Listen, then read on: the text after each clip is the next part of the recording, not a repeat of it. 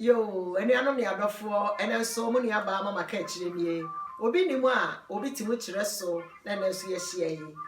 Any anom, ekwa widi anoma tetemfo. Ade, mama suma wo kwase foru amanfo, esu janwe ne esu konoma na o man paibo mu nya den, fisa brochira brabo no enafem. Enti ena me ne me no mienu ye dofo ya de nyina ye ba, aba ya fefe bi, na ono so pese. Obi ni mo obi ti mu kire iso wode asem dede de bi di breye enti de edi kan no me mama mi ono akasa aboni din oba hema me mo akwaba eba obi ni mo obi ti mu kire so mpacho ne ye fra wo sei Hache frame fiajiwa kadia opam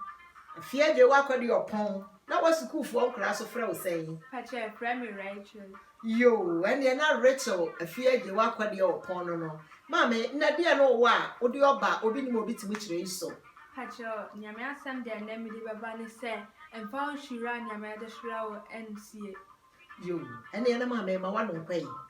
Hache embom pae Aradius midasi fane midasi samaya hodin kwane kukudro ye be show de nyam mi bam pese obi abeti asem no bi na koma na nti asem na mfa na enche ne den o Yesu Kristo din amen amen yo mama ma wa no kwai Pajen kan Matthew chapter 5 verse 15 to 16 yo Matthew asempa no eye etire num etichemu du num kosi du nsia na ye be kankan we na won son kanian fan shekodo ase na momode sa kania du so na shira ma wona wo endan no nyina sara na moma no kania shira ni pani na ohunu no yepa na wahye aja a awosoro no animunyam amen amen mama san kan bi o Matthew asempa tinum etichemu du num kosi du nsia no ye pa cho san tim bi mai na won so kanian fan shekodo ase na momode si kania du so na shira ma wona wo endan no nyina sara na moma wo kania shira ni pani na wahunu no yepa na wahye aja a awosoro no animunyam amen amen dia necessary dia wakana kire ye no e dia na wo be kire ye se yennim a ye besua e dia firi oba fefe ma wa no ko Pacho nyame asama ene ebe try ne se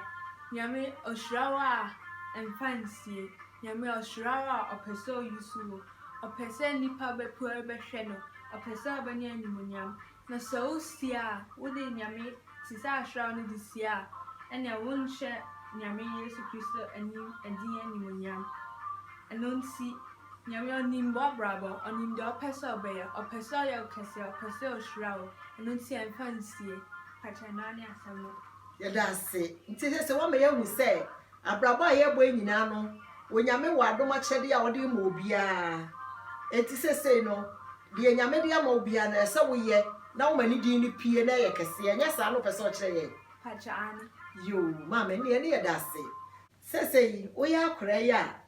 mehwe wo mfie ya wanya mfie sen pachamania mfie dunai yo nti sai se de waka kire wo nuanom nketewa yi no die no ye sori a wo nuanom a te se wo no ene mpo wo maame nom no die ne ye nsua e wo sa asem a wo ne yaka ne nehu pachamu pese mo kan nyame asem no de bia na ebe hye mo den pachanani masem no ye da se yo omanfo ka kire FM sunie eye mu nua ba mama ka kire oni adofo dia me no mienu ye bai ade abre ye nie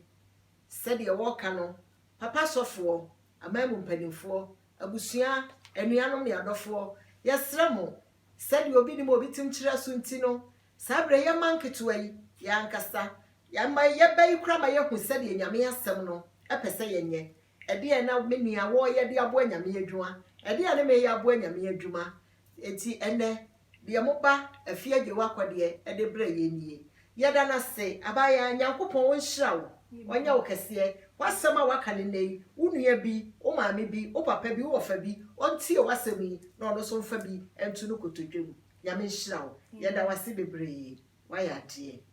je o manfo ene ye na ye ma obi bia bye bye